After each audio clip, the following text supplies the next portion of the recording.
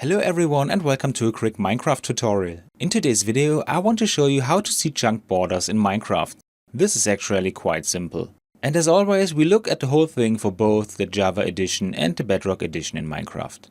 First we open the Java edition and here I am already in the game. To display chunks in Minecraft I just have to press the shortcut F3 and G. This always shows me the current chunk I am in. If I move away from it, the display adapts to the next chunk. And this is how it works for the Java edition. If I don't want to see the chunks anymore, I press the same shortcut F3 and G and the chunks are gone.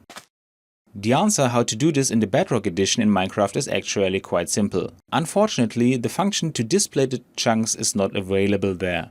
So if you want to use chunks in Minecraft, you should play with the Java edition.